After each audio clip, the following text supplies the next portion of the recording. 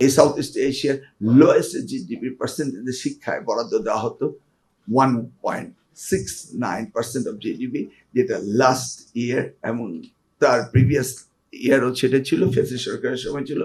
এবং তার মধ্যে ছিল শুভঙ্করে ফাঁকি, আইসিটি মন্ত্রণালয় থেকে শুরু করে রূপপুর বিদ্যুৎ কেন্দ্র থেকে শুরু করে বিভিন্ন জায়গায় বাজেটটাকে শিক্ষায় ঢুকিয়ে তারা 1.69 করেছিল।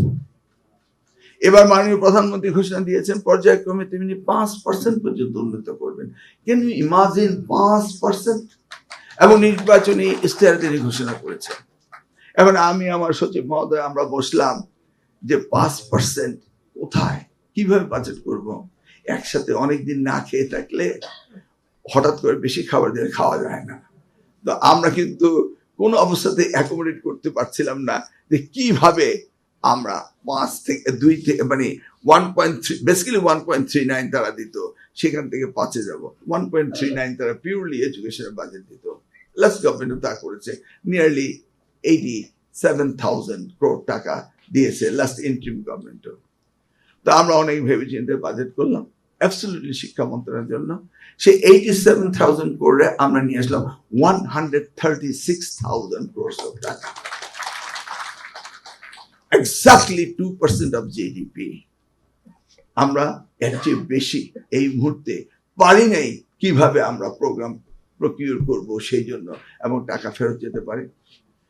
এবং আগামীবারে আমরা প্ল্যান করেছি 3.5-এ চলে যাব, তারপর 4, তারপরে আমরা 5-এ চলে যাব।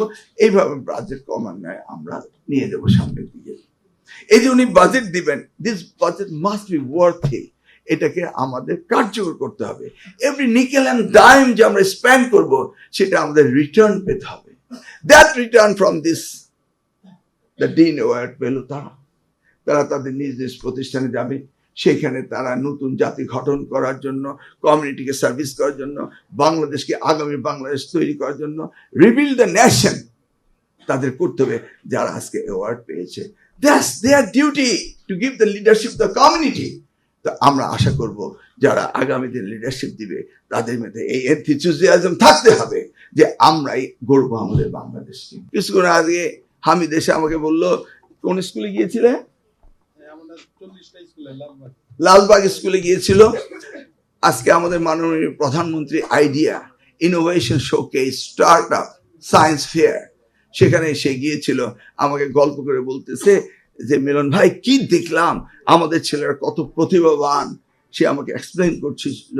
আমি আরেকটাতে গিয়েছিলাম, আমাদের জুবাইদা রহমান, ডাক্তার জুবাইদা রহমান মাননীয় প্রধানমন্ত্রীর স্ত্রী, ওনার সাথে আমি গিয়েছিলাম আরেকটি অনুষ্ঠানে শাহিন স্কুলে। কত না ইনোভেটিভ তারা, সেই জন্যই সারা বাংলাদেশে ইনোভেশনের কাজ চলছে, স্টার্ট আপের কাজ চলছে, সংস্কৃতি মনার জন্য তাদের প্রতিযোগিতা চলছে, ক্রীড়া প্রতিযোগিতা চলছে। আমরা সারা বাংলাদেশকে আনন্দমুখর শিক্ষায় নিয়ে যেতে চাই, সেই জন্য আমরা ক্লাসে আনন্দমুখর শিক্ষা, লার্নিং উইথ হ্যাপিনেস, সেটাও আমরা ইনক্লুড করেছি আমাদের সিলেবাস কারিকুলামে। আমরা 6 টিবেটের উপরে মানুষের পরিচিত করার জন্য সেই জায়গাও আমরা কারিকুলাম দিচ্ছি।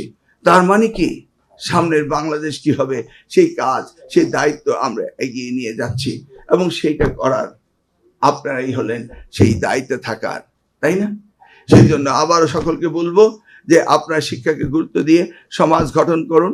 কেউ যেন মাদক আসক্তের কথা বললো, আমরা সকলে মিলে তো সেটার প্রতিবাদ করতে হবে, তাই না?